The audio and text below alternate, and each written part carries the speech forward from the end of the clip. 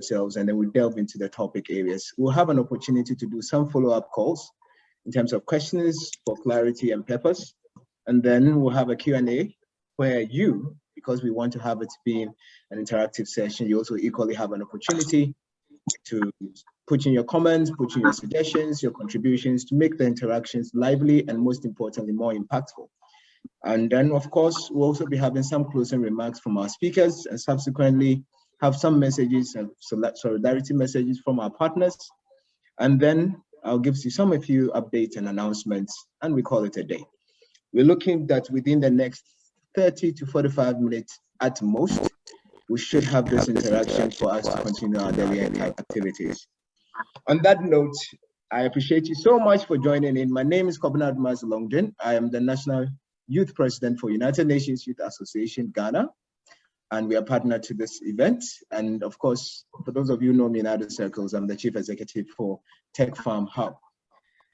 All right, so on that note, let me take this opportunity to call on Achu Geraldo. I believe you'll be a good person to do the introduction of dignitaries and subsequently the purpose of gathering. Thank you. Achu. All right, thank you very much. I welcome all of you to this August program.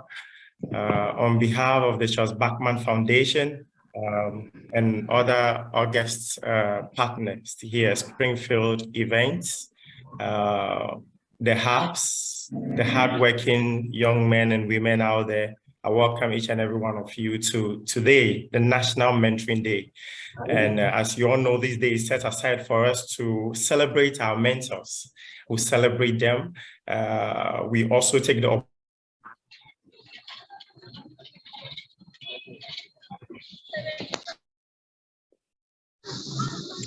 people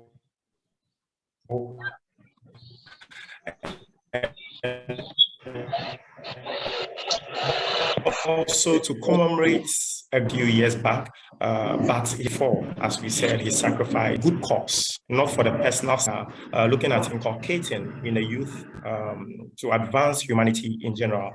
Once again, I welcome all of you. One of my great mentors, Bishop Wedipo, said that a man without a mentor is a man without a head. And if you see a headless man walking towards you, I can imagine what you can do when he sees you. And one thing we must understand is that there is nowhere that you are going that nobody has been there before. Wherever you want to go, there is somebody who have been there. And when you ask, it will make your work easier. There is nothing you are doing or you want to do that nobody has done before.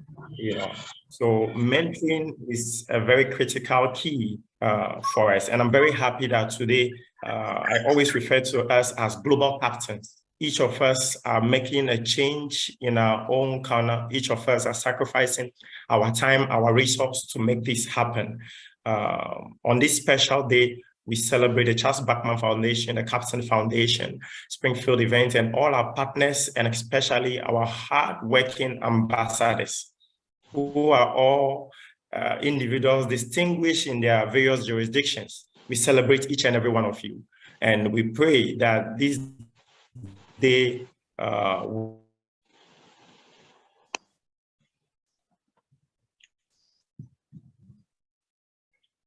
be a landmark event together to make sure that changes. On this note, I would like to once again thank each and every one of you for being on this call, for putting aside everything and making it a point to join us with your resource, your time, and everything to join us.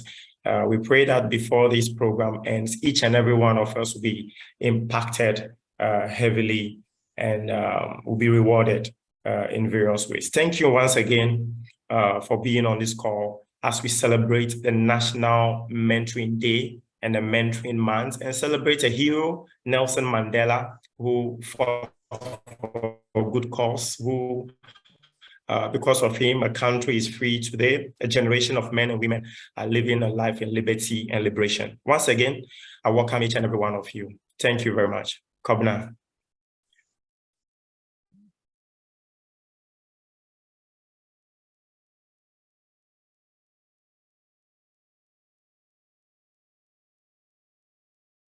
Great, brilliant. Thank you very much. And good to have you give us these very inspiring opening words. I believe that it sets the tone for all the interactions that we'll be having today. However, I would still like to have you to just by way introduce a few of the dignitaries you can identify here with us, just so that the house would know before we can open for any other introductions. Thank you. Wow, wow, wow. Thank you very much. The names, most of our ambassadors are here. I can recognize most of our ambassadors. We have some of our nominees for the award ceremony that comes off, God willing, on the 29th. I can see Dr. Joyce and Maxwell and other dignitaries and ambassadors who are here. I see our brother also, Atu Apia of Ghana Think, Barcam fame, who is also advancing the cause of volunteerism in this country and promoting promoting Ghana and the youth. I see our own father in the house, our own father, Charles Buckman, Dr. Charles Buckman. CJ Buckman is also in the house. CJ Buckman, we welcome you. CJ Buckman is the president and founder, Charles Buckman Foundation. To be very frank with you, he has made all this happen. I'm in this position because, as at now, he's in the UK since COVID, and the responsibility has dawned on us to carry out the great work that he has begun. So, Dr. Buckman, on this day, we celebrate you, a great mentor, a great father, a great friend, and always there to serve, no matter what it is, putting your life on the line for all of us. We are very grateful that you are amidst this moment. We see one of our partners also, Rosemond. Rosemond Afon is in our midst also. Rosemond is also in the UK. He's a great partner of this cause and helping us to achieve this vision. As time goes on, I'll acknowledge Josiah. Josiah is also here, the chairman of the Hubs, the Hub Network of Ghana. Josiah is also in our midst, one of the panelists for our discussion a few minutes to come. Ambassadors, great mentors, nominees. I can see all of you by the names, and yeah, some of the faces are not here, so the names are a bit wonderful, but that is that. We welcome all of you, we cherish all of you. At appropriate time, we'll be introducing each and every one of you as we believe our they've also supported us to make this a great success. We thank you also for making this happen. Kobna, so for now, thank you very much. Awesome. Thank you very much. Thank you very much. We must say that you have really set the tone very right, and also for recognizing all the key stakeholders who make this possible. Those need to recognize that events of this nature don't just happen in vacuum. So I really commend you and the rest of the team for making this happen, and of course for all the partners who have made this happen. In the meantime, I would like to reiterate that for us to have a sense of decorum in this meeting, I would encourage that once you join in, please put yourself on mute. There are too many feedbacks which does not help with interactions like this. So please put your microphones off.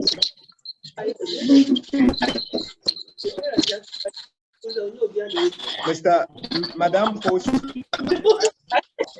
if you don't mind, you can make me a co-host as well, because we need to regulate the feedbacks we are getting in the conversations. It would not help us to have that sense of serenity.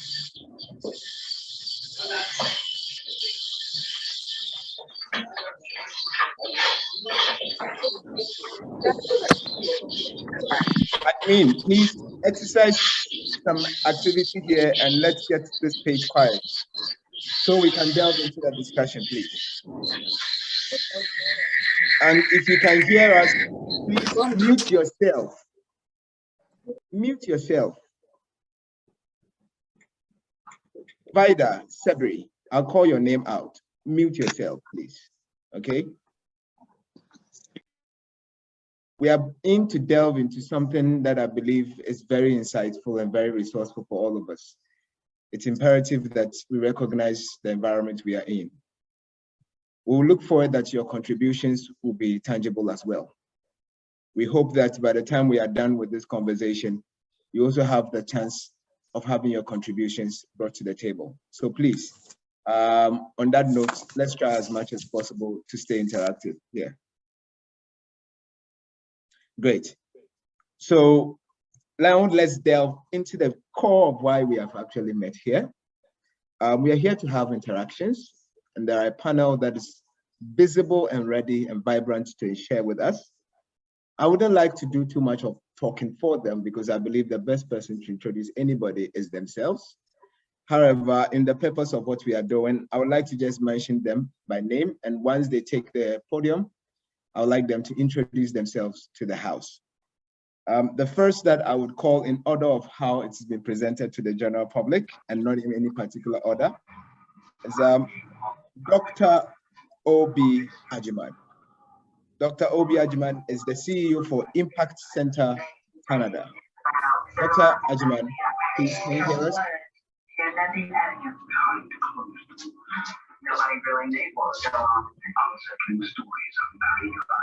Amma, please switch your microphone off.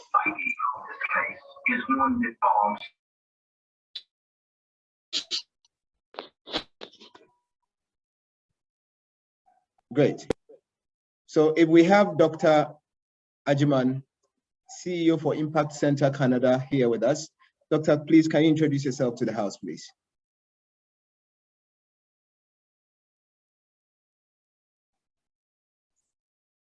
Great. We'll continue the conversation. I'm sure he will join in. We also have with us Mr. Ken Fifi Amoa. He's a tax consultant. Do we have Ken Fifi Amoa with us, please?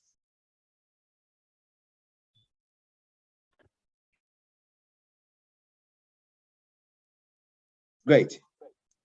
I would go to the only female among the three males, and that is Bekere Amasoma.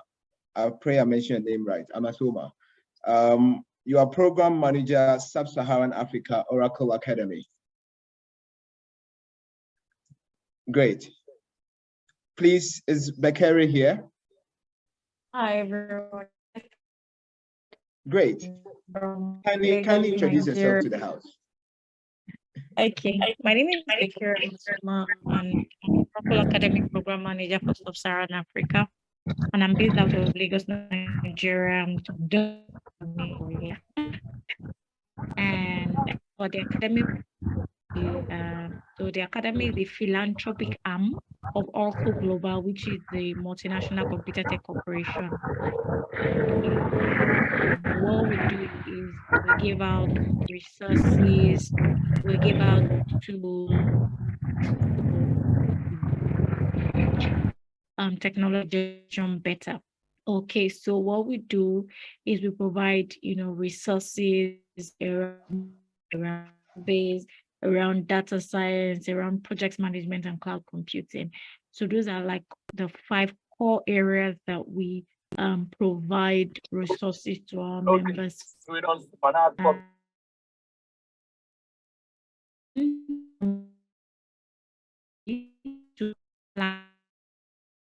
institution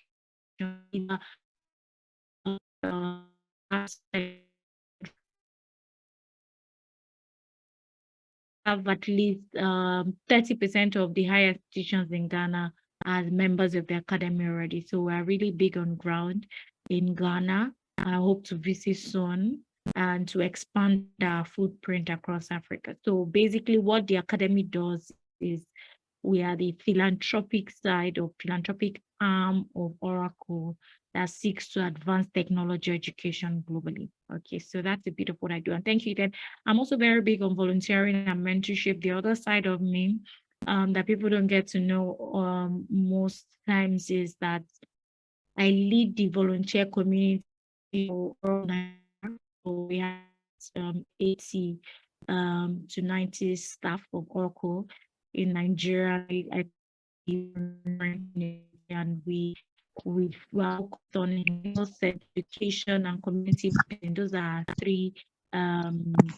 like three pillars in the volunteering community in Oracle General, Oracle volunteering. So aside from being co-lead, I also am the team lead for innovation technology team at School Africa. So Some School Africa is an NGO that is focused on getting children back into school. So out of school children, we train them, we bring them back to school. We have members scattered across Africa, but I'm currently the team lead for innovation and thinking team. So I would say that aside being the program manager for Oracle Academy, I live and breathe mentorship, and volunteering. I'm always happy to volunteer and give back, particularly to people I know that maybe they're not even able to pay me back, in the same manner. So I'm a very passionate volunteer, and I was really glad I was called up, to feature in this panel session. So thank you very much, and I hope that we have a great evening together. Awesome. Good to have you join us. And I look forward that you bring more insightful contributions to the discussion going forward. As we are doing this introduction, let me take this moment to say that if you are here and for some reason you have not introduced yourself, you can do same. Please go into the chat box. Just type your full name, your portfolio, the organization you are coming from, and I believe that we'll take note of you. And of course, when the opportunity comes, we'll mention you in the public for everyone to take note of it. So that's awesome to have you still with us. Now we keep the conversation going. I'm going to do something right now and call on someone I call Chairman. He says he's not just saying it. I want to call on Chairman of the Ghana Hubs Network in the person of Josiah Kwesi Eisen.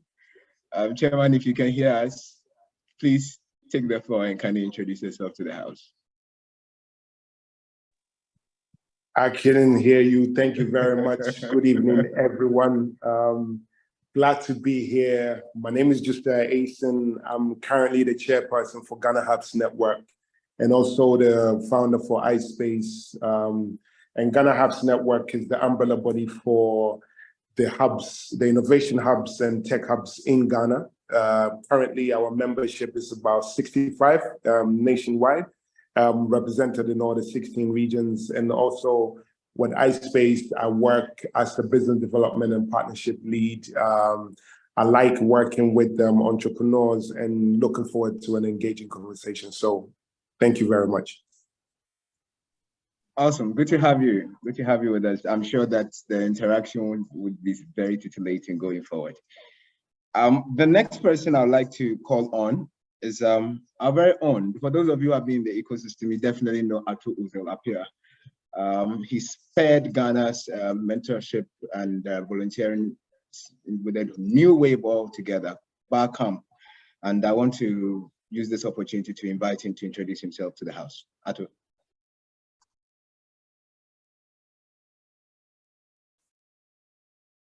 Hello, everyone. Thank you, Kobina. My name is Atual Zanapia. I am the director of the Ghana Think Foundation. We are a social enterprise working in the youth empowerment space. We run programs in mentoring, networking, training, and volunteering. So mentoring is extremely important to us, especially through what we've done with the Barcamp Ghana program and the Junior Camp Ghana program. So we work all over the country. We organize Barcamps in the 10 original regional capitals in Kasoa and Tema. And we are trying, now we have communities in all the 16 regions. I just wanted to follow on from what Josiah said. I'm so excited to hear about the representation in all the regions. And I hope that, through I hope that, you know, I know lots of us do lots of different work to be able to ensure that we have awesome young Ghanaians all over the country. And I hope that the work that we do will be able to touch more and more people around the country, so that we can have a much better Ghana. So thank you so much. Awesome.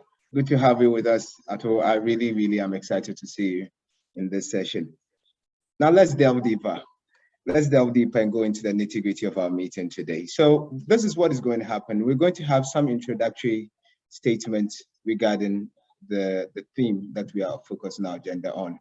Now, our topic is, what are the potential challenges or ethical considerations associated with leveraging technology for mentorship and volunteering?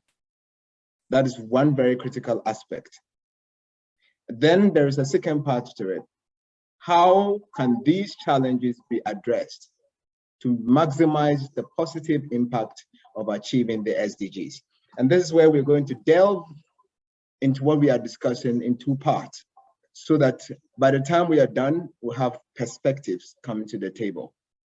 So first of all, I would call on the female amongst the male to set the tone going. What's your initial open statement about what are the potential challenges or ethical considerations associated with leveraging technology for mentorship and volunteering? Thank you, everyone. I think that this topic is, so apt at this time. We are all jumping on the technology bandwagon, and understandably so, because there are so many,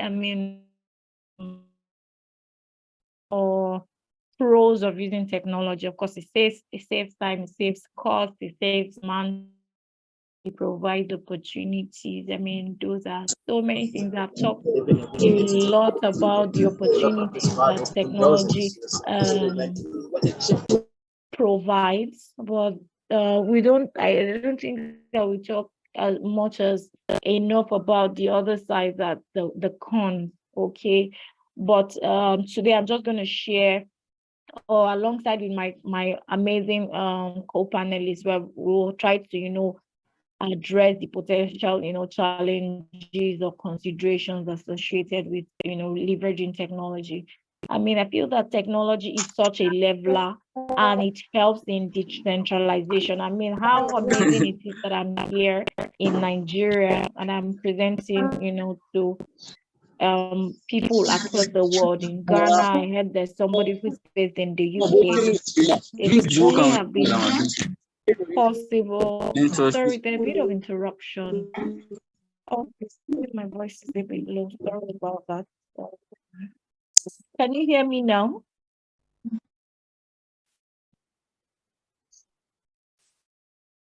Yes, we can hear you. Okay, sorry about that. Yes. So I was talking about the leveraging technology for mentorship and and volunteering. It's very apt because technology is such a leveler, like I said, and it provides a lot of opportunities, but there are also potential challenges that are associated with using technology. So let me just start off with a bit of the good side of technology for mentorship and volunteering. I will just go point in case about my stint with Slum to School Africa.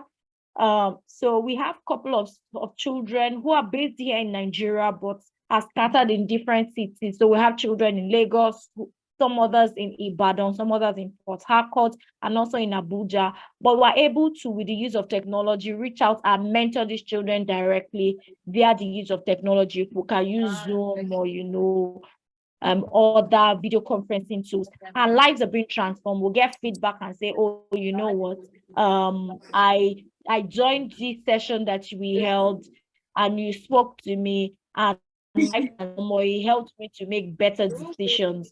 Because I listened to I was talking to these kids, but they're able to see that I'm able to also transmit my passion and my advocacy, for all things children in education. So that way lives are being transformed, with the use of education. I mean, we can do a lot of fundraising, even as NGOs, from you can get people abroad to send you money to fund the activities while you're here in Ghana or you're here in Nigeria with a simple GoFundMe. I mean, all these things are made available with the use of technology, right?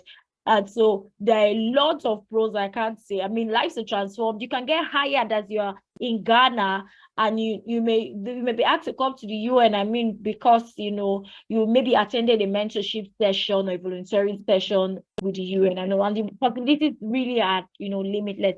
But the other side of it is the challenges or even the ethical considerations associated with using technology for mentorship and volunteering. So I'm just going to highlight 3 quickly because of time. There's accessibility issues. In as much as we all think, because we've got phones and we've got internet, there are some people who have phones but who don't have internet.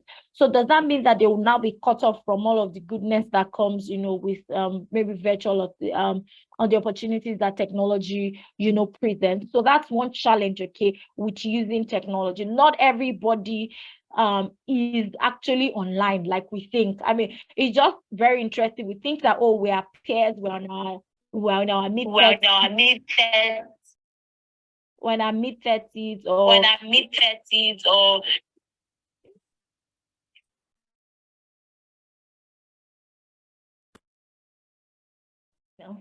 so we think, oh, we're in our mid-30s or our late 30s, and all of our peers have phones, we all have PCs and everything. It's not the same across board. There are some people who are in interior villages or suburban, communities who do not have access, to these amenities as well. I mean, some of these things don't come cheap. Your iPhones do not come cheap. Your laptops, do not come cheap. And not everybody, especially with the level of poverty and people living below $2 across, most African is, I mean, the poverty level, is really high. Not access to it.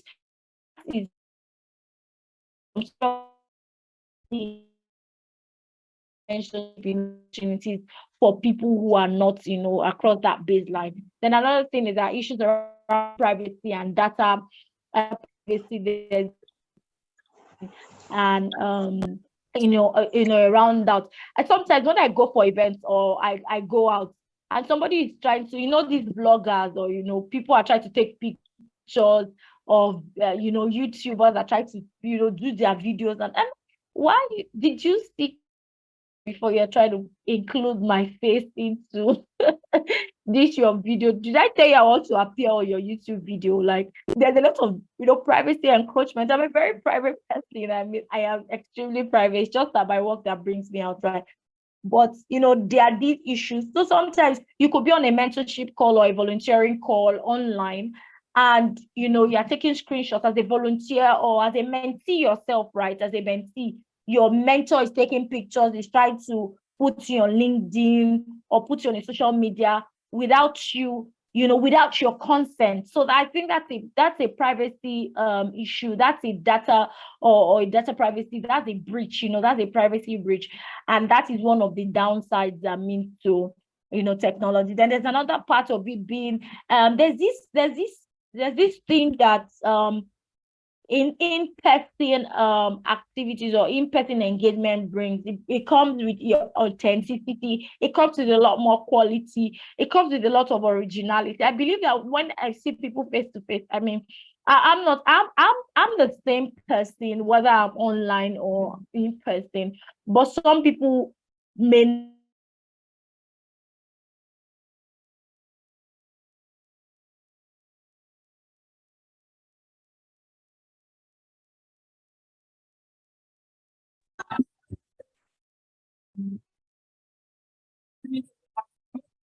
technology. So I mean, they may be living a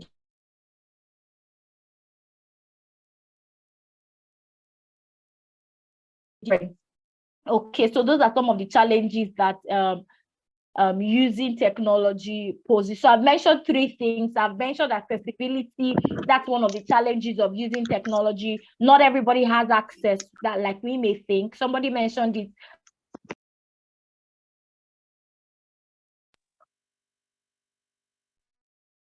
There are no where there's no internet yet, and that's so sad in this century. The same thing in Nigeria, and in fact across most African countries, there are still places that do not have internet connectivity and all of that. So it's almost automatically going to shut them out of whatever benefit that technology allows us.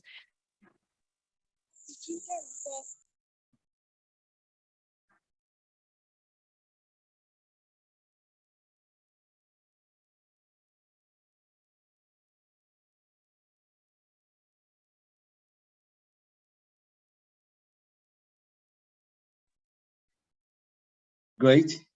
Thank you very much. I want to believe that Bakari has made some very critical points already to the discussion and set it right.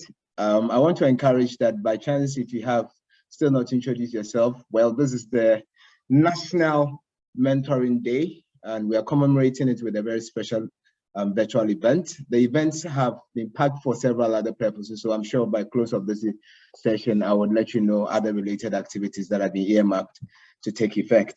In the meantime, we are having a very interactive discussion, and we are looking at what potential challenges and ethical considerations are associated with leveraging technology in the space of mentorship and volunteerism. Now, if we look at the space of volunteerism, we actually admit that there are different aspects of it. So I'm going to draw into the different aspects of volunteerism and even the mentorship process. Let me call on Ato in this point, and let me ask the question now in the same light, but this time around looking at it from recruitment of volunteers, recruitment of mentors, how we give them the task and task performance and task review. How has technology vis-a-vis how it used to be done and how we are doing it now? How's it been and how is it facilitating that process? Ato. Well, I think there are lots of different mentorship programs, around the country. So I think we have to be mindful of that. Personally, I'm a mentor for the Ahaspora mentoring program, where we mentor high school students. Hello? Okay, where we mentor high school students. So that's more of like an official mentorship program, whereby we have to have meetings and, Ahaspora follows up on us, etc., etc. For what we do within Barkham, Ghana, it's not really an official mentorship program. I think the main focus there is just to kind of personalize information, personalize learning, personalize coaching. So instead of people, hearing from speakers about different things that they can do to improve themselves or develop themselves, we like to look at it as, who is the person involved? What are they trying to do? What are their goals? What are their aspirations? And then getting them mentorship or advice based on that. So, so I think we have to establish that, different mentorship programs are different. And then on the technology side, thanks to, the different tools we have like Zoom and Google Meet and co, it's easier for people to follow up with their mentors, have conversations, etc. And I really like email. A few emails can really go a long way to really make sure that mentorship relationships are also going very well, because there are a few things you can learn just by using digital tools as well. So on the volunteering side, from our side, for our Ghana Volunteer Program, we have a Google form where we've signed up, I think, over 2,500 volunteers around the country. And, we try to get them volunteer opportunities. To be frank, we haven't been able to get them as many volunteer opportunities. So that is something that I think our team is not doing very well, and we are always trying to do more around that. But basically, I think it's important to note that there are people out there who want to volunteer. When we started the National Volunteer Day in 2013, that was evidence that there are so many people in Ghana who want to volunteer, who want to help people, who want to do charitable work, and they also understand how volunteering can help them. So, I think based on the different things that we are doing, we use different tools. I mean, for us, we use lots of Google tools all the time, and it makes a lot of the work that we are doing easier. What I would just sign off by saying is that for us as Ghana Think, we are a social enterprise. So we're always thinking about how we can raise revenue and raise funding for what we do. So I think we also need to think through what are the ways that we can make what we do more sustainable, more sellable, more scalable, and to be able to get the funds to make even greater impact. Thank you.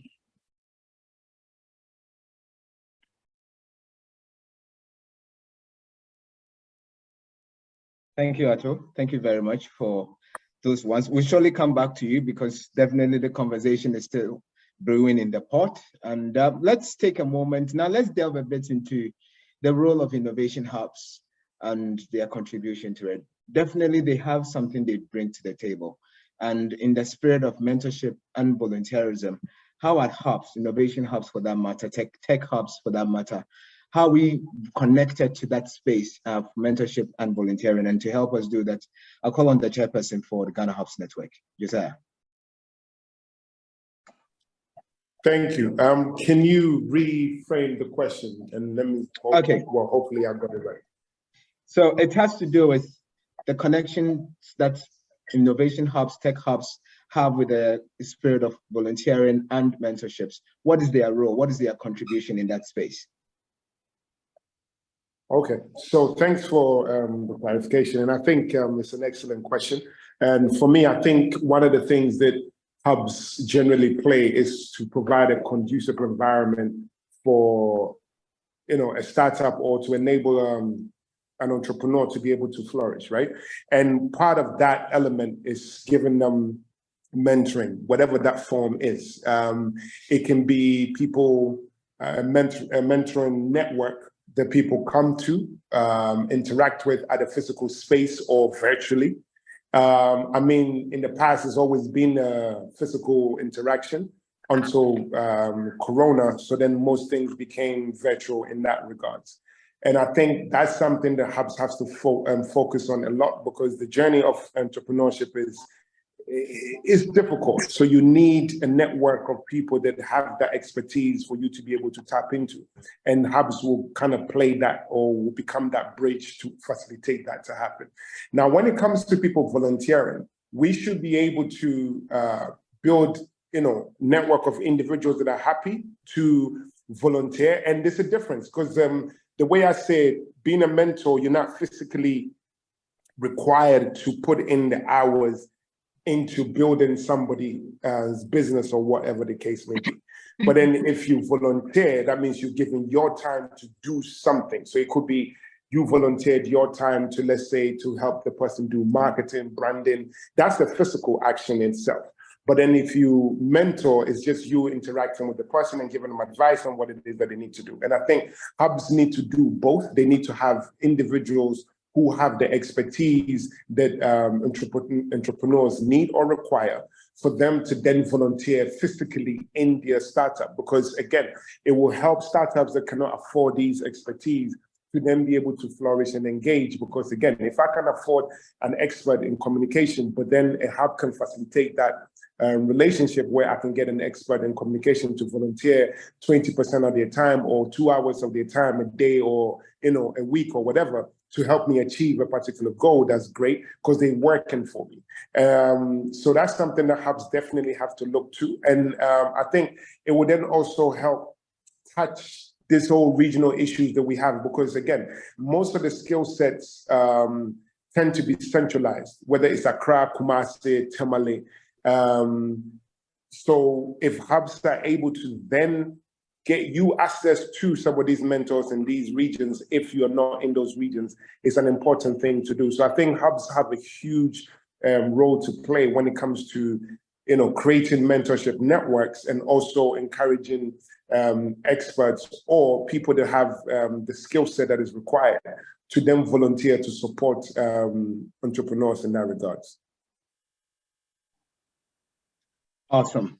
Thank you very much, Josiah. Thank you for the initial contributions that you've made. I'm sure many more will be coming very soon. Now let's tilt the conversation. I want to know if we have Ken Fifi Amwa with us. Yes, Please, Ken, are you with us? Yes, I'm with you. Fantastic. So we missed the chance to get you to introduce yourself to us. You're going to do in a bundle form so that it comes to, because I know that you are a tax consultant. So let's delve a bit into mentorship, volunteering, stipends, allowances, fundraising. What is the terrain like for a typical mentor or a typical volunteer? What are the expectations? What are some of the things that generally goes on when it comes to mentor, volunteer, mentor, mentee relationship, stipends, allowances, and those expectations? Okay, so let me just go on video. So the typical expectation of a mentor to a mentee is to ensure that the mentee does above the mentor to reach certain goals and expectations. Usually the mentee would have seen certain outcomes in the life of the mentor that they would like to emulate, and they would like to achieve the same outcome. In my field, in the corporate world, and especially in the area of taxation, someone would have completed university and would have done accounting in school, but it's very vague, very theoretical. So you need someone who has been in that field, who's practiced it for quite some time, to be able to explain to you the practicality and how what you've learned theoretically becomes you in the corporate world. So my area in tax consulting actually also raw. When you volunteer, it means that you are trying to do something to help the entity without necessarily expecting a payback. So in these instances ensures that whatever you've read in books or whatever you studied in school theoretically, you get somebody to mentor you to become very lively in your career. So that's mentorship and volunteerism in the tax consulting space. Let me do a follow-up with you, because yours is quite an interesting one to start by. We already know that those who are social enterprises and corporate bodies here understand the principle that we have social corporate responsibilities that by virtue of our engagement we do. However, there are also some tax reductions and tax reliefs and stuff like that that works. How does it really play when it comes to organizations that are forthright into mentorship and volunteering for their members? How does that play out? So it takes a lot of research and a lot of keen interest in the subject matter to be able to identify some of these tax reliefs and benefits or incentives that would accrue to startups or small and medium enterprises. So in the case of mentorship and volunteerism, because tax is a very wide area, when people volunteer or decide to go through mentorship, sometimes you realize that they come out with so much information that you may not have come across, because tax is practiced globally. You have a lot of case laws and case rules in other countries that are persuasive to Ghana. So for instance, in Ghana, funeral donations are items that are generally taxable. In other countries, funeral donations are taxable because it's not something that is cultural. But in Ghana, we make it jurisdictionally specific because it's part of our culture. We express empathy. So why tax funeral donation? Because it's something that has going to benefit an employee. Employee has the kind of joy and dedication that the company was able to support them in the time of need. So they come back fully recouped to work and give their best. So when people volunteer in the space, it gives rise to so many ideas, because now I call something information overload. There's so much information on the internet, and sometimes the information can quite be conflicting. So the young ones who put themselves up to this task, especially in consulting, are able to come up with so many ideas that when we meet the Ghana Revenue Authority and we are supporting clients, SMEs or startup companies to enjoy the reliefs and incentives in the tax space. That's done by the mentees or volunteers to really get the needed results for our clients. Thank you very much, Ken, for these ones. Let's keep the conversation going. Once again, if you have any question to ask, It's just about the time where we are in the middle of this hall, so you can start bringing your questions and your suggestions. I'll take a moment and read them in that regard. And so please bring them in. Let's take the conversation to the next phase. I want us to try and delve a bit more into what exactly we mean by, how do you call it? What exactly we mean by mentorship and volunteering. So let me use this to ask our lady, Bakari, whether she sees a relationship between industry mentorship and academia mentorship, and whether those similarities or differences have any influence on the way and manner technology is influencing them. Bakari. Yeah, thank you. Thank you very much. Brilliant. I see a bit of, similarities between, these two lines. So because over the years, we have seen that there's a bit of disconnect between academia, industries. We churn out students who are not competent or I work with Oracle, and it's such a very fast-paced, place that nobody teaches you that while you're still in school. I really needed to adjust. I think my first 3 months, I really needed to. I kept doubting, is this based on me? Are you sure I can do something else? But it's what it is, almost 5 years now, and I'm glad, I took the plunge at that time. But let me bring it back home, okay? So we had this mentorship session with the students at the University of Ghana last year, September. We had it with their computing departments. We have final year students in that department. And we brought in Oracle solution engineers who were scattered across the world. So we had some people here in Nigeria. We had some people joining from Ghana. And we also had others who joined it from Kenya, considerably across Africa. And they shared experiences with these students, and it was an eye-opener for them. Even their lecturer, I tell you, was a bit shocked about some of the the things that these mentors shared.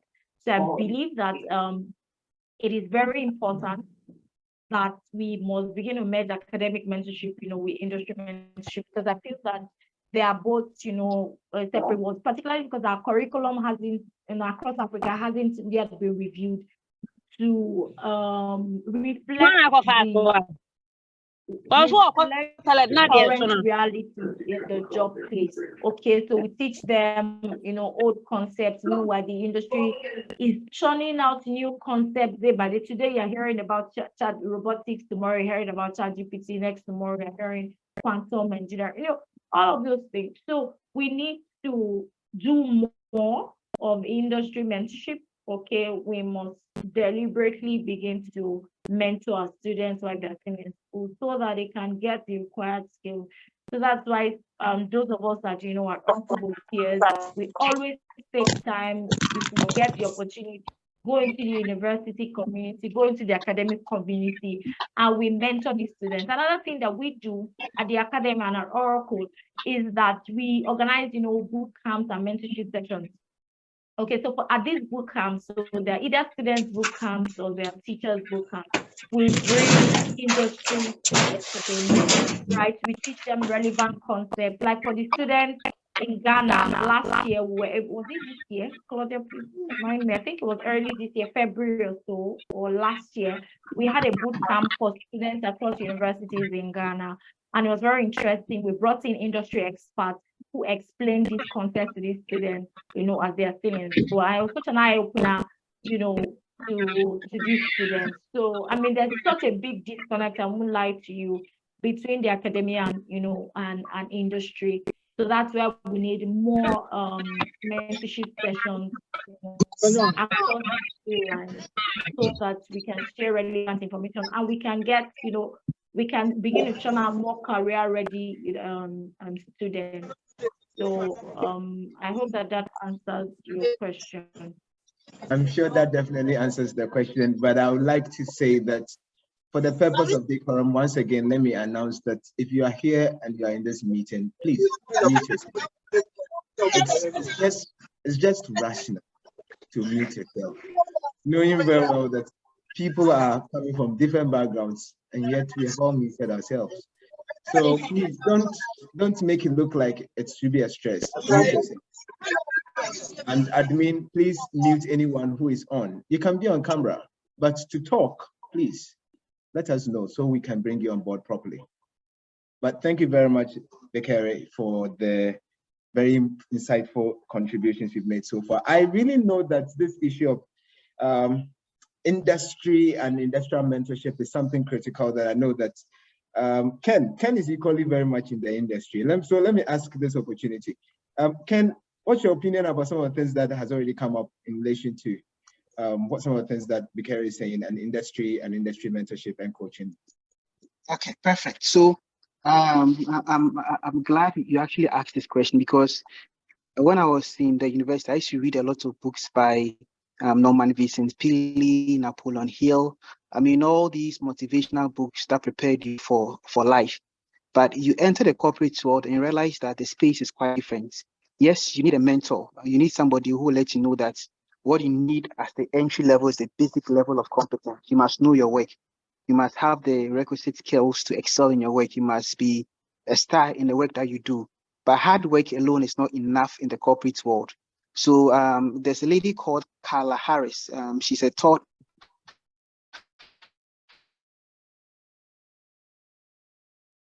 tech speaker. You can search her video. The first one is called the performance currency. So you enter the corporate world and industry, the performance currency. You know your work. You are excellent. You are a good communicator. You have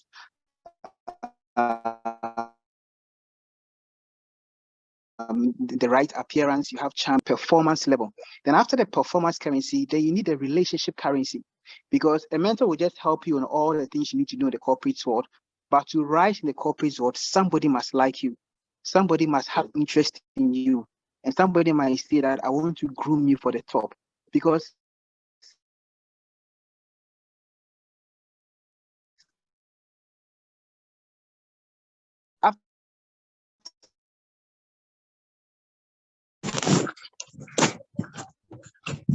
after some time, everybody's colleagues who are good, a mentor who's a sponsor. He's taking round to the end of the financial, go to the round table. And I've been at the round table where the employees are called by name. So, all right, they mention a name, Geraldo. What do you do about Geraldo?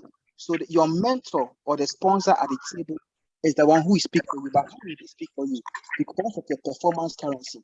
People are looking for, and they can say that I coached them, I groomed them, he worked under me. It was through my hands that he reached the top.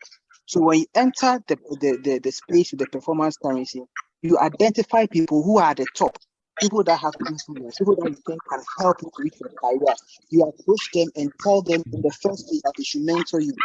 And in the process of mentoring you, when they see the potential in you, they see that this is the guy who's meant for the top, it moves from mentorship to sponsorship. By the time you realize they are picking you to the top, and it happens across industry. Yeah, I may be working in company A, but I may find a mentor in company B. By the time I realize my progress in company A is not going so well, and company B, I know what this is. But I think the environment that he is stuck. So I'm picking him to company B. So yes, in the words of Carla Harris, you need the performance currency, which is the basic level of competence, and subsequently you need the relationship currency, which comes in terms of it. Thank you. Thank you very much. Let me ask Josiah. We all agree that the role that innovation hubs and tech hubs are generally playing in the mentorship space is very critical. Now, we want to see how it connects with startups and MSMEs, because that's also the space that we actually focus more on. Now, in the area of startups and MSMEs, with the knowledge and experience you have, how is mentorship and volunteering activities going on in there? And in that case, when someone is starting a business, where does the role of mentorship and volunteering play, and how do they normally go about doing that? It looks quite a pack, but I believe you know what I'm talking about. Yeah, thanks for that question. And I think for me, I think mentorship plays a role right from the beginning, because when you have a business idea, you need somebody that you can run the idea by, that will help you unpack the idea, break it down, and from breaking it down turns it into a hopefully a viable business for you to then be able to move forward with it.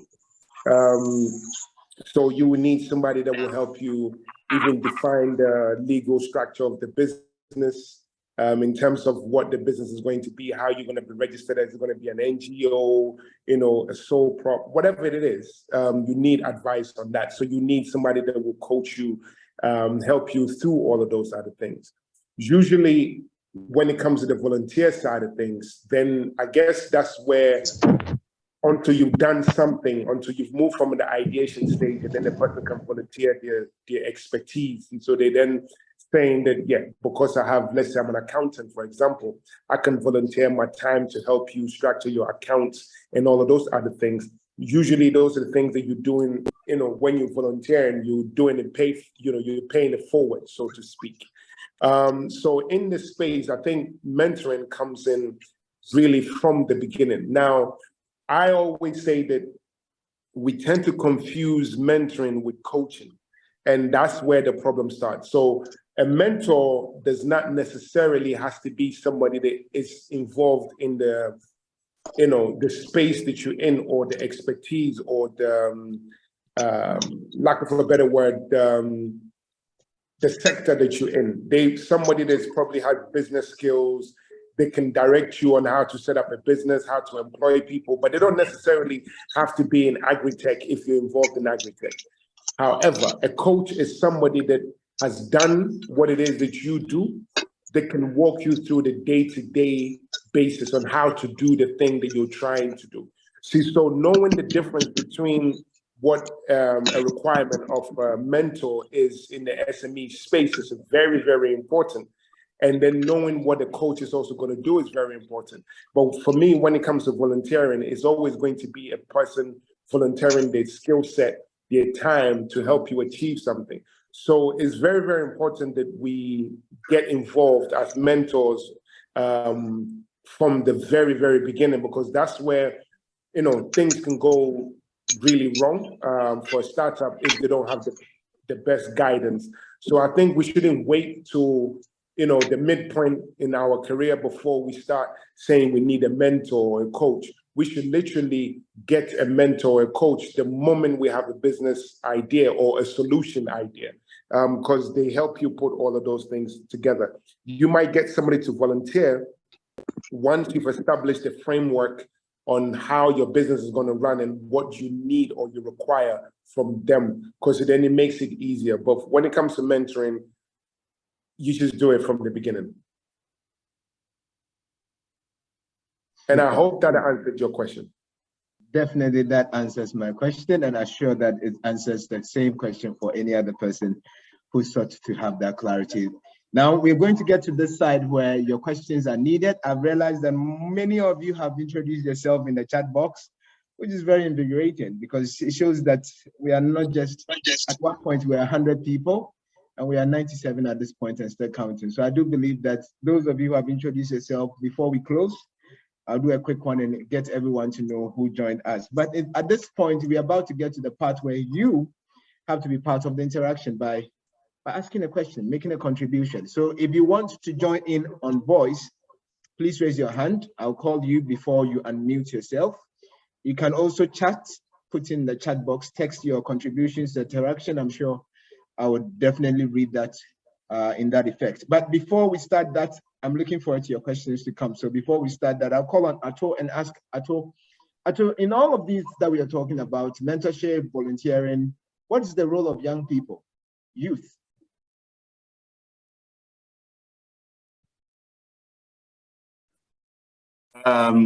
Your question is very broad. I think we need to, what do you mean, what is the role of people who are mentees? Young people are the ones who are mentored. And okay. Young people themselves are also mentors sometimes. So should I address the mentor side, or should I address the mentee side, or should I address both? I deliberately asked you an ambiguous one so you could touch on both. Okay, good. No, but we need clarity. Yeah. So, so I'll take it from the mentee side. I think I'll start by saying responsibility and not entitlement, right? Like, no one is entitled to get mentors, or no one is entitled to get mentored. So if you are being mentored, you have to be responsible in that relationship, right? So for instance, if you agree with your mentor that you are going to meet a certain number of times in a year, and the mentor is not forthcoming or reaching out, you have to, as a mentee, you have to be able to reach out to the mentor and try and, you know, ensure that conversations are happening, etc. And then especially, you know, once, you know, some of these relationships grow and, you know, people are busy, it could be the mentee who is busy, it could be the mentor who is busy. It is the mentor who has the onus. The onus falls on the shoulders of the mentor, or the responsibility falls on their shoulders to ensure that they are updating the mentor about what is going on. So for me, I think that's the key thing that young people as mentees need to understand, that, you know, they have to ensure that the, you know, things are going on, and they should also update their mentors, because maybe new things might be happening that, you know, the mentor might not be finding out from others as well. So far as the mentor side is concerned, for us, for what we do within the Barcamps, we look a lot at peer mentoring. So when we started our speed mentoring sessions in 2011, we wanted to focus on having mentors who were young. So currently, most of the people who come to Barcamps are between 20 to 25, 20 to 27 years old. And we try to ensure that most of the mentors are between 30 to 40. So the official, you know, if you ask, if you check lots of, you know, policies or records, you know, internationally, like most people say that if you are younger than 35 or younger than 36, you are officially young. So we always, you know, we see a lot of value in young people mentoring other young people. Especially because, and I like what Josiah said about people needing mentorship at the very beginning and not, you know, later on. You know, so at different stages, there are even different mentors. So maybe some of the mentors that some people would have would just be a year older than them, or 3 or 4 years older than them. So we really believe in, you know, young people being able to mentor, because they might be able to relate to other young people, and they might have been able to, you know, get past some bottlenecks or certain challenges the year before or 2 years before. Yeah, so I think, you know, if you're a mentee, you have to be responsible and ensure that, you know, conversations and the relationship the onus is on you to ensure that the relationship is growing and is flourishing. And then obviously as a mentor, the more you can relate to your mentee is key. The more you can even use the wisdom of your network to be able to help solve different issues, because sometimes a mentor might not have an answer to something in particular. And I know Josiah has mentored at Barcamps before. So even if Josiah is mentoring someone and he cannot, you know, answer a certain question that someone is asking, he would know lots of people in his network that he can point to get that addressed for the mentee. So I hope I've done justice to your question, Kobina. Thank you very much, Ato. Thank you so much. It's very invigorating always to hear from you. And I believe that all our key speakers have people who have coming from backgrounds that shows that, yes, the things they are talking about matter and concerns all of us for that matter. I asked for your contributions and I asked for your questions, and already I'm seeing a hand up. Please, when you mute yourself, I would like you to briefly introduce yourself and go straight to your point. Do not give too many paraphrases and introductions to your question. Just go straight to your point. I will call on the first person, Daniela Boaji. I can see you. Please unmute yourself and let's keep the interaction going. Daniela Boaji. Okay. Yeah. Thank you very much. Yeah. My name is Daniela Boaji, but popularly known as Teacher Boaji. Because what I do, I mentor people. I'm a volunteer teacher in the OT region, in the rural communities. But my question is, we train children in the robotics, STEM, and in fact, so far so good. We've won national award. We are the defending champion from the village. We bring people from the village to take national award. So we thank God for that. But my question is, how can we be able to, because as we are mentoring people, I also need certain organization people that can also help me get enough knowledge for this rural kids, because it's not easy training the kids in the rural mental kids in the rural community as compared to those in the urban areas. The last time I was at Abri Girls to train them, and it was something that I used a whole month to train kids here. I used just 2 days to train Abri Girls. So I think we also need, because most of these organizations that we've been hearing of, it's always in Accra, city. But we don't get it here in the rural communities. And in fact, your program is such a nice program. And I really wish we were to have it. So how can we get that connection so those in the rural communities also get to know things like this, or programs like this can be able to mentor us, those in the rural communities? How can we also get access to be mentored? That's my question. Teacher Boaji, thank you very much. Your question is a very key question, and I'm sure that speakers here, one of them will definitely address this issue. I'm sure that Josiah will probably dash into it, because of course, when it comes to mentorship, hubs can equally help you with your robotics and your agenda that you're mentioning about, but definitely the speakers will join in that. Let's call on Shalom. Shalom Abla. If you can hear us, Shalom, please unmute yourself. And Teacher Boaji, please mute yourself. Thank you very much. Okay. But you can be on camera. Shalom. Okay.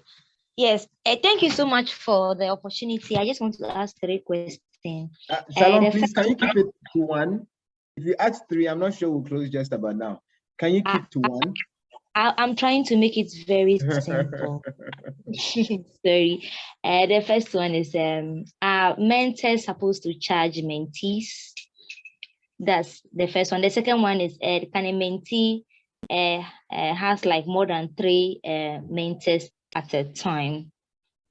And then the last one is, I just want to know whether like this program is recorded for us to get access to it, because some of us join very late at the tail end. Thank you so much. Thank you very much. You came with a quadruple or triple questions, but I'm sure it's straight to the point that can be answered. One more question coming through from Hajia Alima. Yes, so good evening to everybody. My name is Hajia, how is Tamale? Alima. Tamale is fine. Oh, is that Atu asking me? You. Yes. So I just wanted to say that I really want to say thank you for this program. It is just timely, and I really want to associate myself with all the things that all our panelists have said. I think that they've hit the issue. We run an academy, and I could just see everything that they said relating directly to what we do. We do a mentorship academy. I just wanted to also ask a question in relation to the number. Is there a maximum or a minimum number that will be enough for a mentor to be very effective? I would like some explanation on that. And my other question I wanted to ask is to find out whether, how will you manage a mentee that wants the services, but has other challenges that he's not very sure in terms of decision as to what exactly he or she wants? How can one balance that? Thank you. Thank you very much, Hajia, and good to hear from you from the up north. It's always good to see you, Hajia Halima. Let's take the moment and ask our, okay, let me just pick this one from Kojo. I think Kojo, once your question comes through, we'll ask our speakers to do justice to it. Kojo. And please, if you raise your hand and you have asked your question, kindly lower your hand. Kojo, please ask your question. Hello, good evening to everyone. I'm very grateful for this nice session. Please, my question is, I also work in the sea region, and it's a very good area. But I'll be glad if some of these services will be available, because even have been like difficult for some of us, because we really need to do such activities and such programs and be mentored too.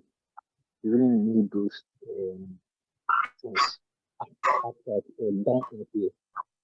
But we are lacking. So how would we get such opportunities up there? If, other than that, you will be running down.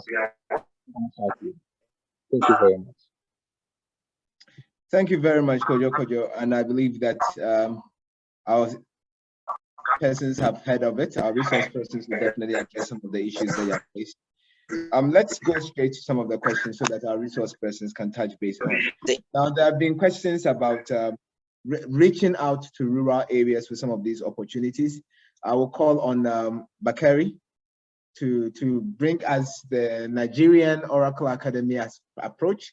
And then most definitely, there's also the issue of who a mentor is and whether a mentor should charge. What's your opinion about it, Bakari? Okay, thank you. So, I mean, as regards, the rural area ish, I believe that is more on the government's part to bring development to these areas, right? But for us at the academy, we're giving all of our resources for free, for anybody who has internet access can actually have access to quality technology education. That's what we're bringing. Now, let me give you some, some statistics or some examples.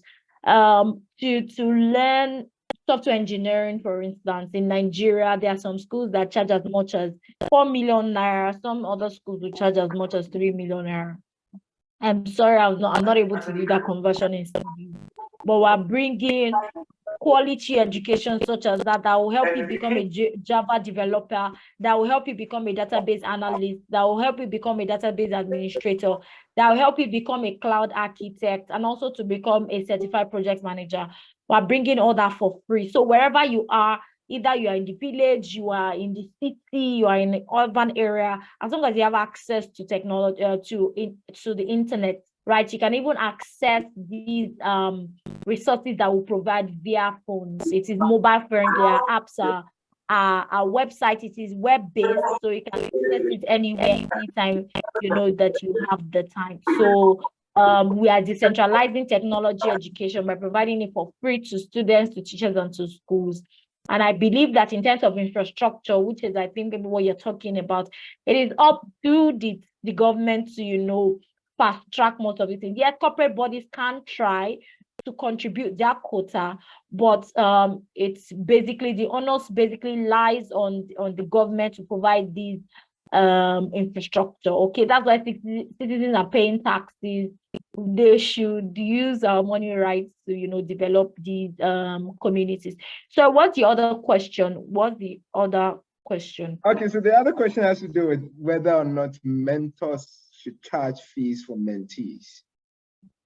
Okay, so well, that's a bit tricky, but I believe that coaches should charge. I mean, I think that's their day job.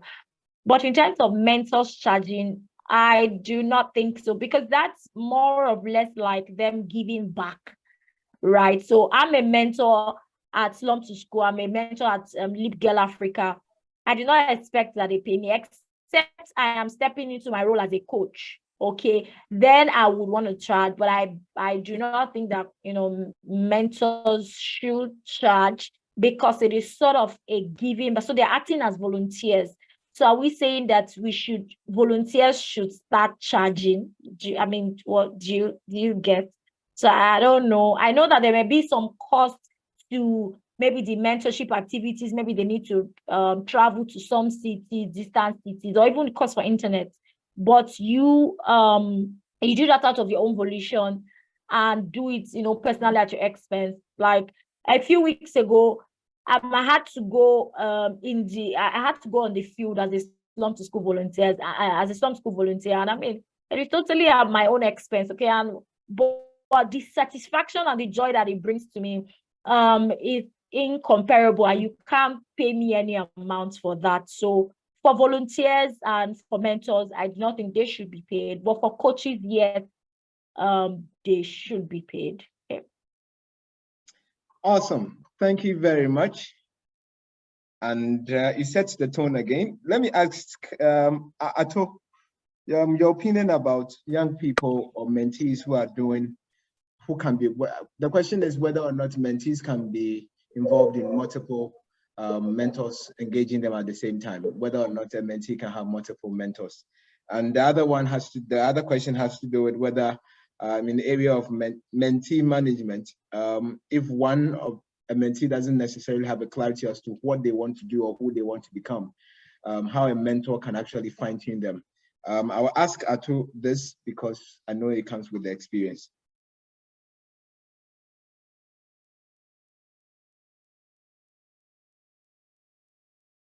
Okay, yeah, I was muted. The answer to the first question is an easy yes. For the second one, I think Josiah, made a very good point about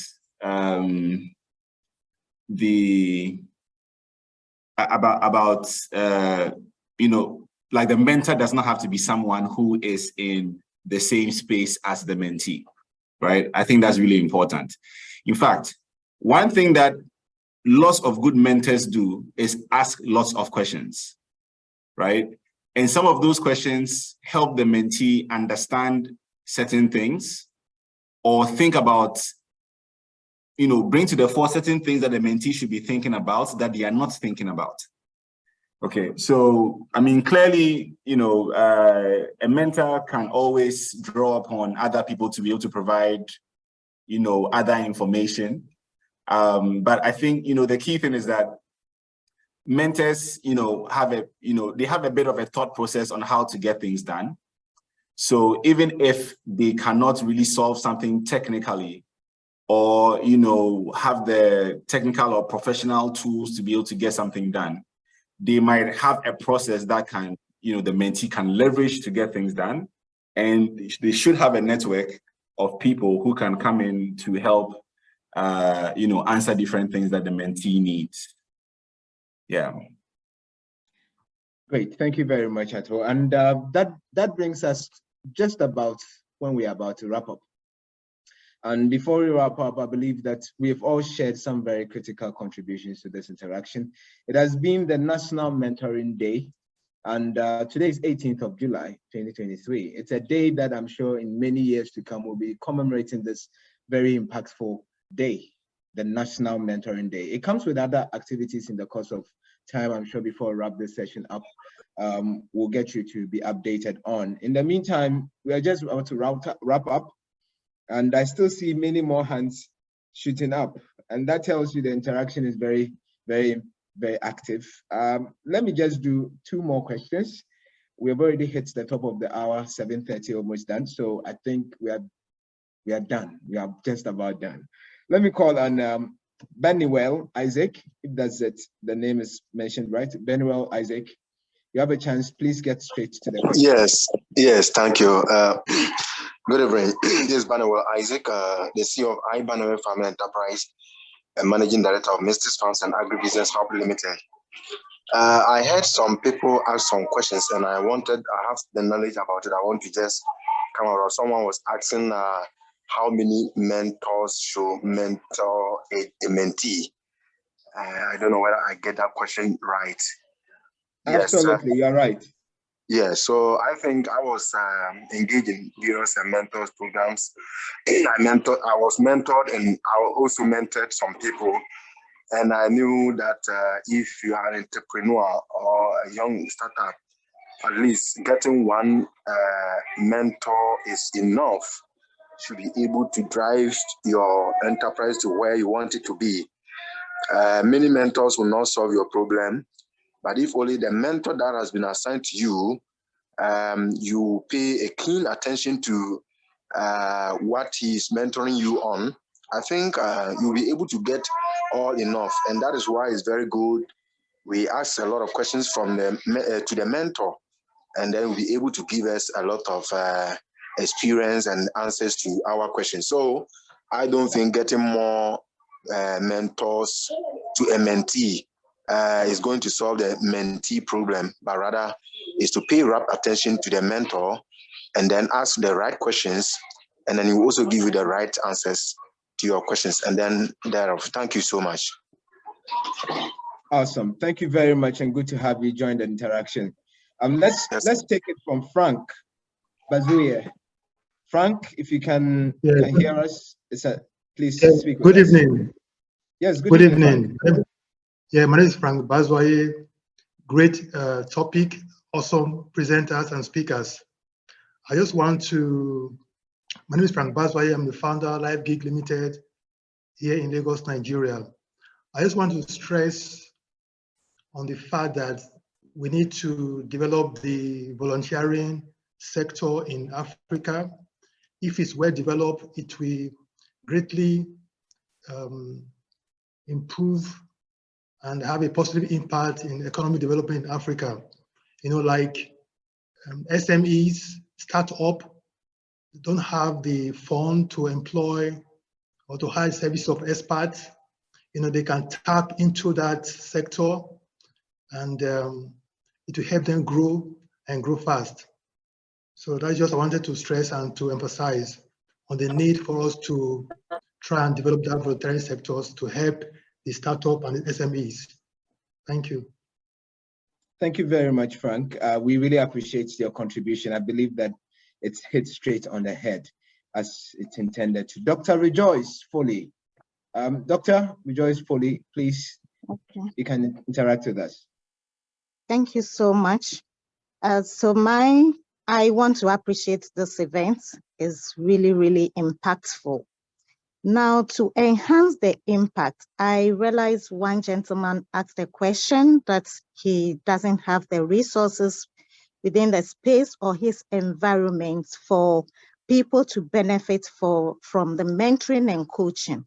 So I want to suggest or encourage that at this event, we do a kind of collaboration that trickles down to the rural areas as well, so that people who, for example, Hajia Sakito in Tamale, doing such a mentoring program, maybe the gentleman is close to her, so they can link up and she can provide that service. Those of us here also could collaborate with other people, because I realize that most of the people on this platform have individual mentoring approaches. But if the team collaborates, we share ideas and see how best the responsibility can be shared. The second part is about the question that the lady asked about payment. Actually, there are people who volunteer to do this job because they have a paid job and they are happy to do it. Someone like me, mentoring and coaching is a hobby. I go all out for it. I don't look out for who pays me. It's just my passion. I have a paid job, so I'll never ask for anyone to pay me. And even if we go out for such volunteering activities and money comes in, we still invest it into the community because it's a passion. However, there are some people that it is their paid job. So in that situation, they may end up charging. So I want to make it clear to the lady that if your mentor is requesting for a fee, then it means that person, his consultancy or his job is a paid job, or the organization is registered as a business. So we need to differentiate that. And also, I'll ask that the collaboration thing, I'll be glad if I'll get some feedback to that effect. Thank you. Thank you very much. Dr. Foley. I believe that the spirit of everything we are doing in the spirit of the SDGs is collaboration. I always say it's the nerve that carries every part of the body going. So definitely anything around collaborations on this platform is very much welcomed and encouraged. Thank you very much, Dr. Rejoice Foley, for that input. Let's take it from Karifa Isifu Muhammad. Karifa. Thank you, Mr. President. I'm so grateful for the opportunity. I'm the General Secretary for University Nursing Student Association of Ghana. My question is just simple. Currently, we have practicing nurses, or we have workers who are trying to set up a business, but financially, they don't know how to go about it. There are a lot of external factors that go on in the company that if you don't pay attention to, you run your business and you run it alone. How can that person reach out to persons in the financial domain to help them streamline things in the right way? That's my first question. The second one, which is the last one, is about the startup business that Mr. Atto made mention of. I want to just ask Mr. Atto that with startup business, people always say you don't have to get more money, or you shouldn't have billions of cedis before you can start a business. But we all know that everything that you start in this world that we find ourselves is financial. Is it that there is one or two techniques that we are lacking? That's why they're not able to enter into a business of that sort and see it grow, or what they are saying is just the truth? Thank you. Thank you very much, Karifa. I do believe that if the question is directed to Atto, then Atto, please take note of his question. And I'm sure that if he has to do with startups, then definitely Josiah will also have an input in there as well. We'll take our last contribution, and then we'll ask all our speakers to add their inputs and their final words together as one block. Young Sun. Young Sun, you can unmute yourself and speak.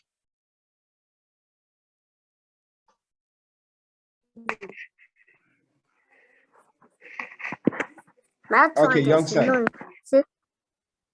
Yeah, hello. My is a question. I wanted to ask how can we coexist with our mentors? Because it's kind of difficult when someone is mentoring you, the mentees tries to leverage on that and then see and become pompous doing along the line. And so I wanted to ask, how can we coexist with our mentors so that we can actually get whatever they want to give us? Thank you very much, Young Sun. I don't know if that's your name, but it's a very interesting name, Young and Sun at the same time. I do believe that the questions that you have asked our speakers will make an input to it. But for my personal input, I'll tell you that there is a difference between a learner and a student. When either of them shift positions, there's a problem. And so always know as a mentor your role, and always know when you are a mentee your role. And I believe that that makes it very easy for all of us to achieve the purpose. However, it's not only my contribution that will matter on this discussion. I'll call on Ken Fifi Amoa, who is a tax consultant, to wrap up with his final words. Ken, any of the issues that was raised, you can equally touch base on them. Okay, thank you very much. So yeah, I think the distinction between a mentor and a coach was very necessary. Where a coach may be may necessarily be a paid job, and a mentor, as Doctor explained, some of them may have paid jobs and it's something they do as passion. But I want to add that your mentor or your coach may not be perfect. Those who are Christians, you will notice that Solomon spoke so much about the strange woman. By the end of his life, he was turned away by this same strange woman that he spoke about. And the fact that he was a victim of his message does not negate that his message was accurate. So in looking at mentors, we should look at what we are looking for. In terms of our coaches, we should look at what you are looking for. They may have some character flaws, and because of this particular character flaw, it should not necessarily cause us to shy away from the kind of lessons or wisdom that we are intending to get from them. So that'll be my closing remarks. Thank you. Thank you very much, Ken, for joining in the discussion today. Let me take the opportunity to call on Bakari.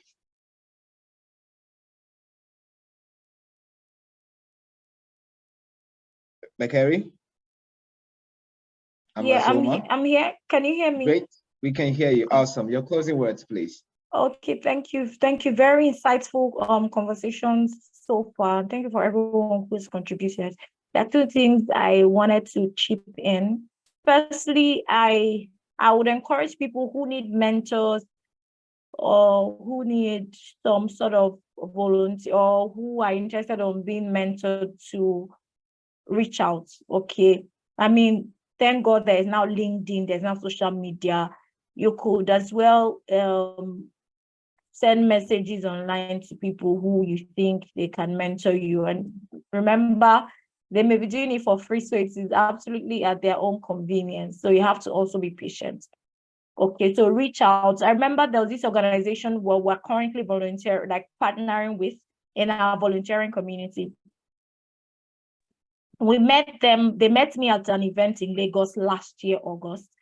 And, you know, that was the beginning of the conversation. And today we are doing very big things together. I'm not even in the city where that, you know, organization is in, but we're collaborating, we're partnering, okay? And we're looking at mentoring about 30 to 50 girls who are IDPs in Abuja. So please reach out, feel free. Then secondly, I would say that for you to be a mentee, you really need to stay humble. Like, I mean, I don't know how to say it. You cannot go with the whole, oh, I know it all kind of attitude, because you are not going to get anything out of that session. So remain humble and be open-minded. There are still so many things that you do not know or have not heard about really about your industry or even around the world. So stay teachable, stay humble, and be open-minded when you are seeking mentors and when you want to be a mentee. So thank you very much. I hope that those few words are able to, you know, impact at least.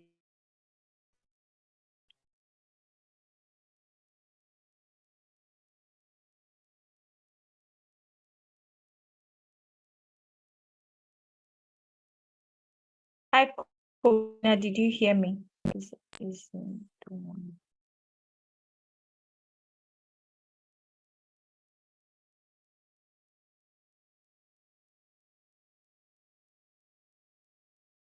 Yeah, hello, Kobina. Yeah, okay. So let me pick up from Kobina. So, Becky, thank you so much for that. So, Josiah, if you are with us, you can pick it up, your closing remarks.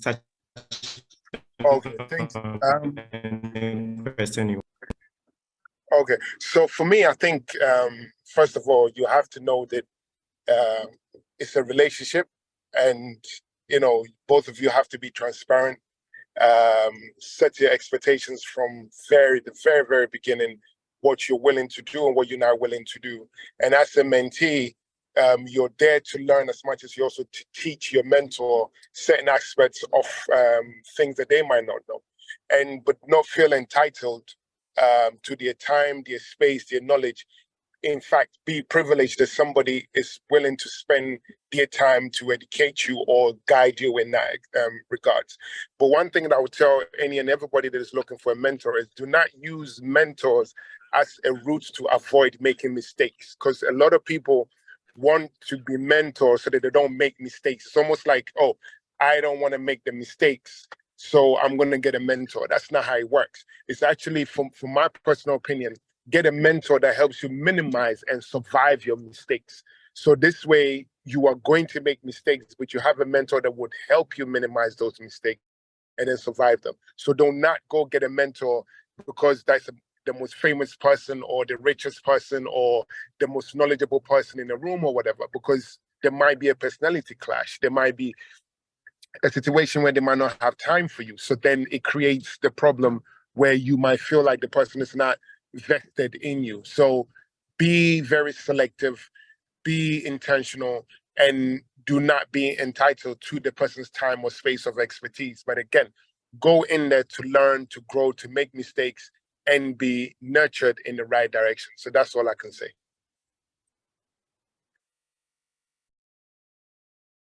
Yeah, to Kobina, pick it up. Thank you so much, Josiah, for such a powerful input. Kobina, if you're first, you can pick it up from here. Yes, thank you very much. And let me use the same opportunity to now call on Ato Uzelapia. Your final words, please, Ato.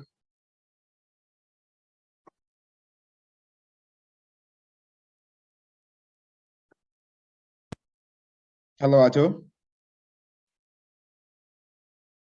Sorry, I got logged off for a few please. minutes, but there was a question that was coming for me. I didn't hear the tail end of the question. I don't know if it's been addressed.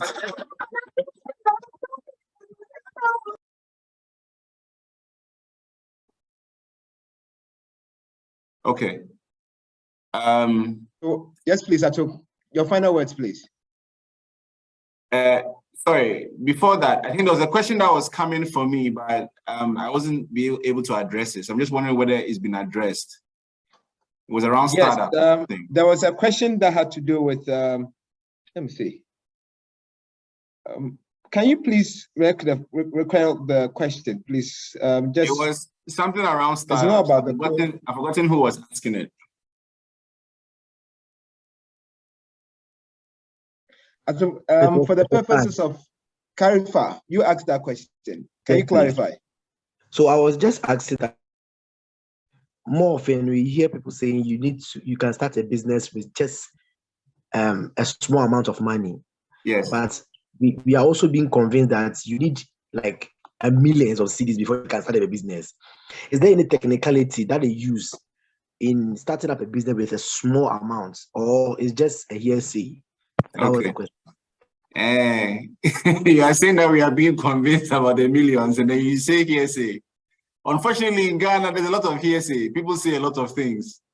But I think what you need to go and research is the concept of an MVP, a minimum viable product, right? So that's the first thing that you should build if you are building a startup, and that does not cost millions of cedis if you go and check it out. I think the other thing is, for me, especially looking, being around lots of startups in Ghana, especially since about 2009, I think one of the most important things people need to understand is, as a startup, is to get mentorship and advice of how to get started and how to grow and how to scale without a lot of money. Because the truth is, we don't have a lot of funding locally. We don't have lots of angel investors, funds around, etc., etc. So it's really important to look at how can you start your business, how can you start making revenue quickly, and how can you ramp up quickly. So that's to address your question. For my final words, I think, in the spirit of National Mentoring Day, we really need to look at peer mentoring.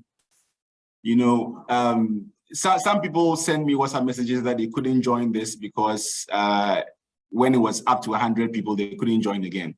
So it's really important that all of us here are able to leverage what we've learned to be able to help others, because from the intros, lots of people are running different organizations or are working with different young people.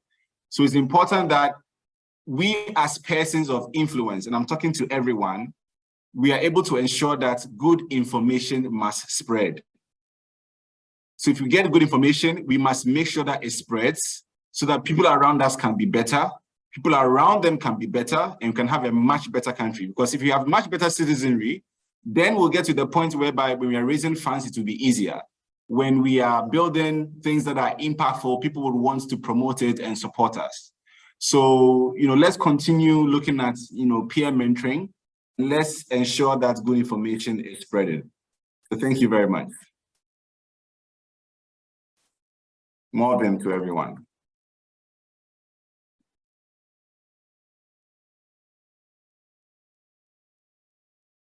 to you. I was going to say Joe Latte. Over to you, Kobna.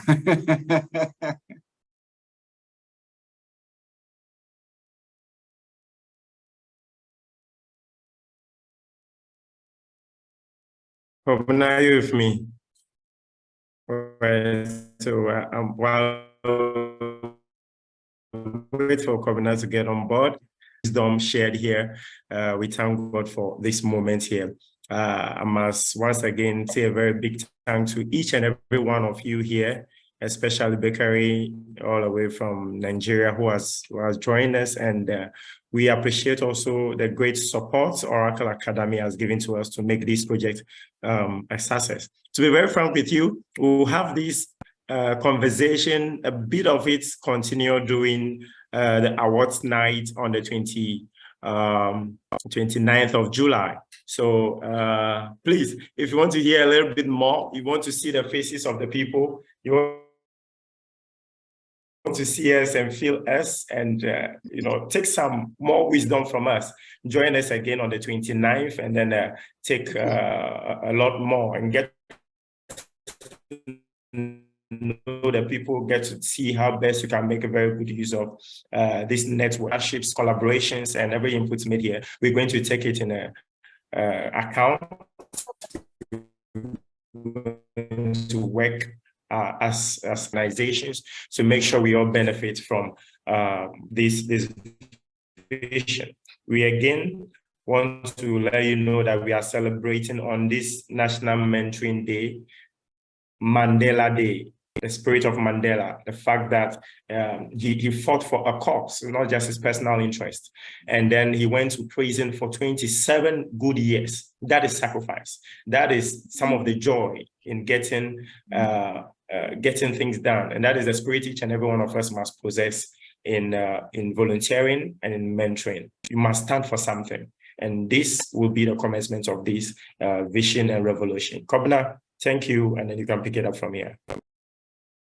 Thank you very much, my very good friend and brother, Achu. It's an awesome time to have you all being part of this process. I believe that we started from about 6 and we're almost hitting the top of 8 p.m. I believe 2 hours of having some of these very insightful interactions is helpful. It's been very resourceful because I do believe that it wasn't just a conversation, the everyday conversation. It's something that has given us perspectives as to how best we can work together. One thing has been central in this whole interaction. We have a chance to collaborate and we have a chance to learn from each other. And I want to pray that out of some of the learnings we have learned, go to the chat box, look through the various chats, the people, various levels of introductions have been made.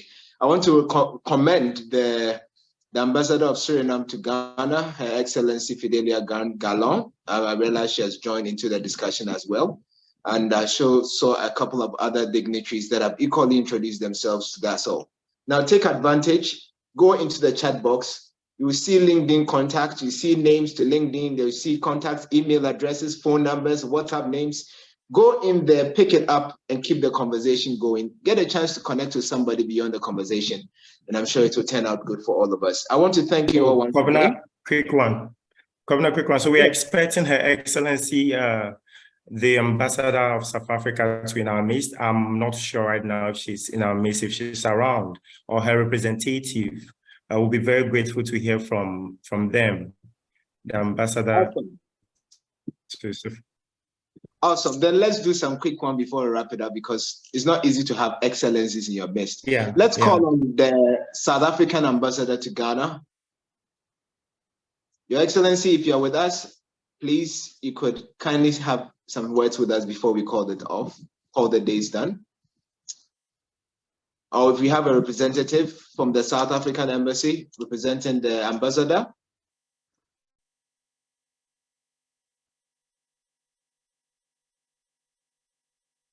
Okay, I would then call on Her Excellency, the Ambassador of Suriname to Ghana. If you can unmute yourself and say hello to the house, please. Well, hello to everyone. It was good to listen to you, to the mentors and everyone. You know, Suriname is in South America. A lot of people don't know us. We have a lot of African Surinamese people speaking 7 different languages related to Africa, especially Ghana and Nigeria.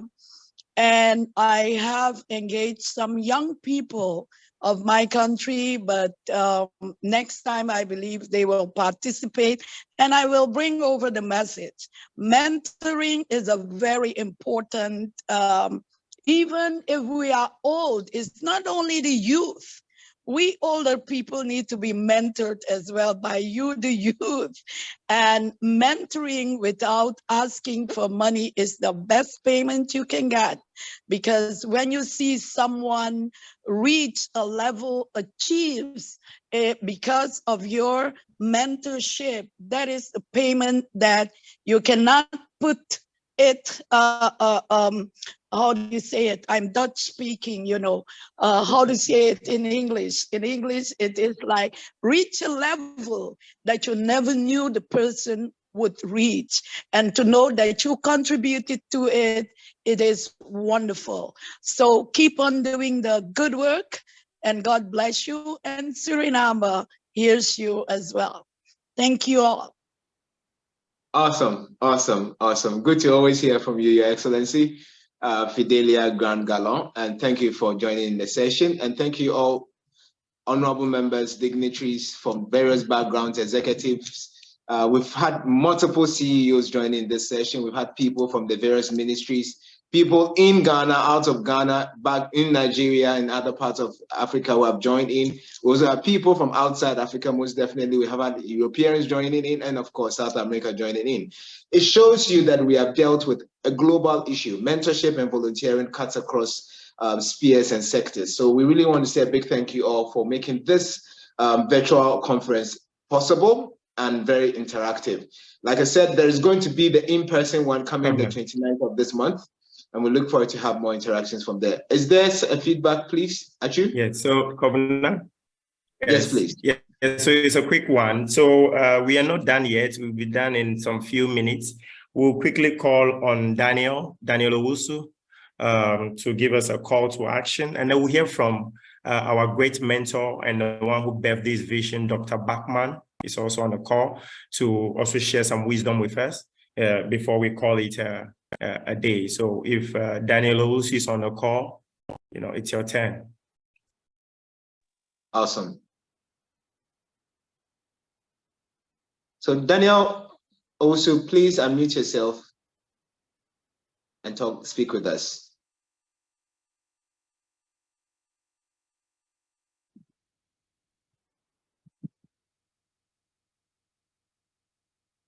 Well, maybe do we still have him? Absolutely. So there's a call to action, and let's just take that. Actually, please, can you help us do the call to action just to get us to move forward? Wow. All right. Well, thank you very much. So the ball has been thrown back to us right now. We don't want this to be just a day's program. The whole of this month of July is dedicated to this vision.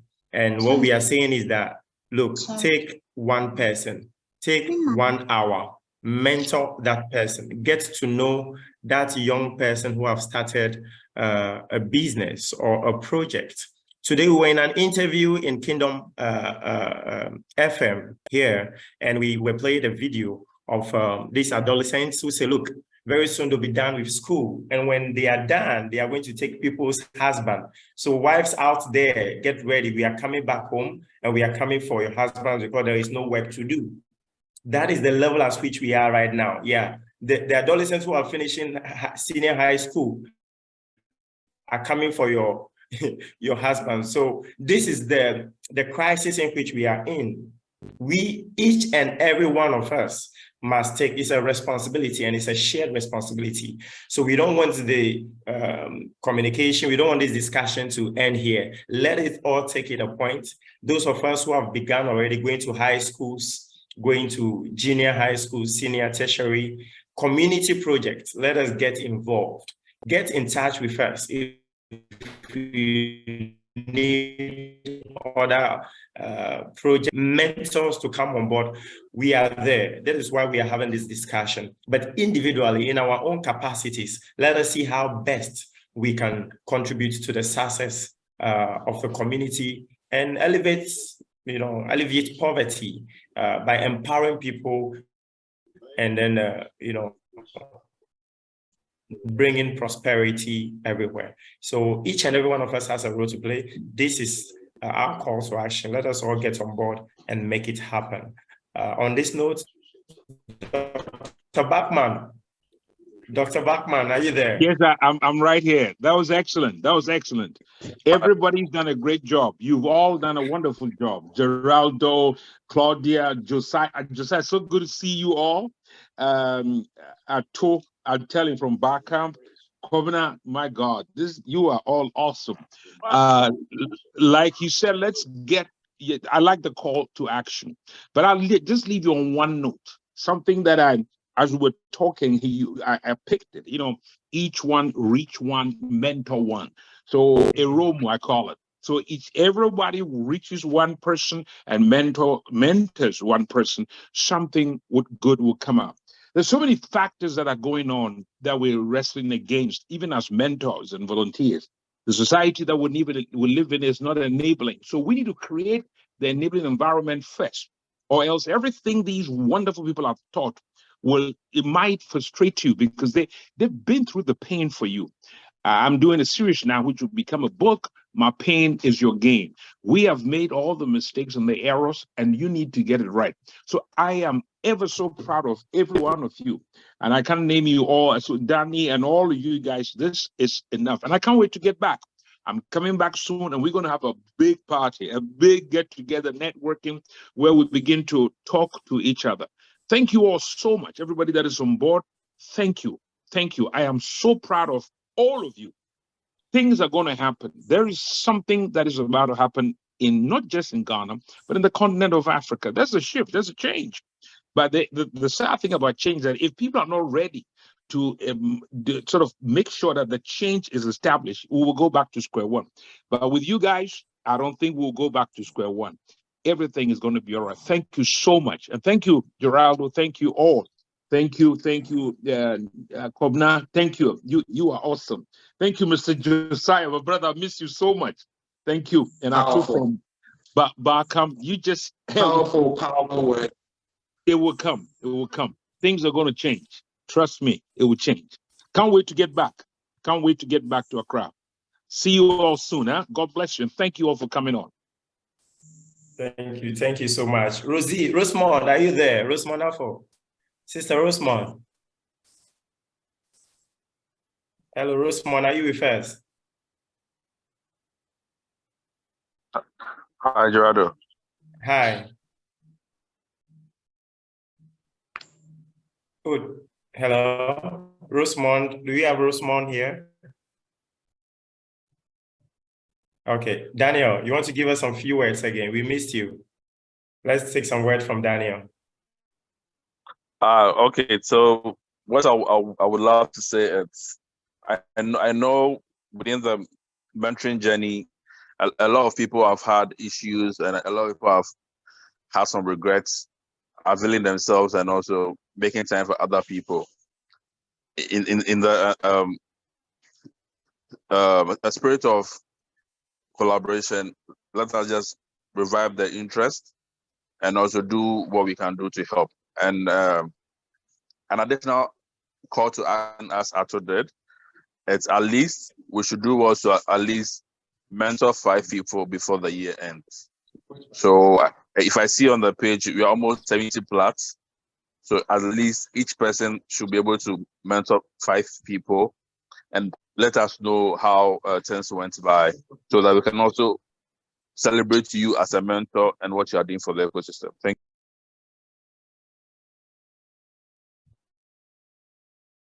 Wow, that's great. So at least 5 people, that would do a good lot of progress. So before Kobna comes on, look, we are reminding us, we on the 20th, I'm so excited, you know, it's the 29th night. It's going to be fantastic at the Holiday Inn Hotel. Those brilliant, selfless people who have served in their communities, who individuals have nominated them to be appreciated and to be celebrated. On the 29th night at the Holiday Inn Hotel, we're inviting each and every one of us to come. It doesn't matter if you are winning or not winning, we are celebrating the spirit of mentorship and volunteerism. Let us come together on that night and then celebrate mentoring and volunteering. So let us all take note of that. Of course, we've put a small rate to that effect.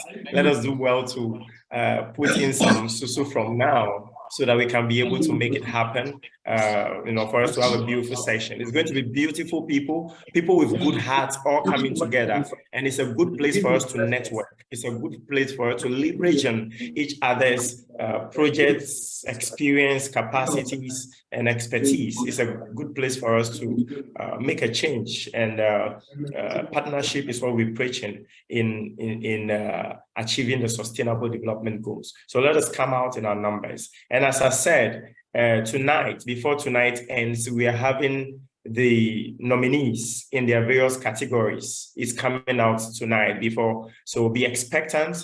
The earlier one is just the nominees in general. The categories will be out, and on the 29th night, we'll celebrate the winners thereof. Once again, thank you so much all. Kobna, I'm handing over to you. Awesome. Thank you very much, Daniel. Good to have you. We felt your presence and we felt you one more time. It's good to have you. Actually, please, there are some points that you would like to bring to our notice. Thank you.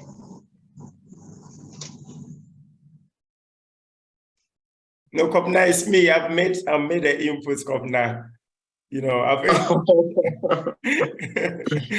that is me talking about the releasing of the final nominees, you know, in the categories and the awards night, and appreciating each and every one of us. We appreciate you so much. We never knew we could have this success, and this tells of the spirit each and every one of us have. And then we pray that God will sustain this spirit, and because we have made this initiative of being part of this project and the realization of this vision, you know, there'll be more open doors and favor on our sides. Any project that you have begun because you are part of this, there'll be stripes, there'll be favor, there'll be miracle monies for expansion, you know, for growth in levels and every aspect. Anything that you want done because you are part of this right now, the change has come. Thank you very much once again.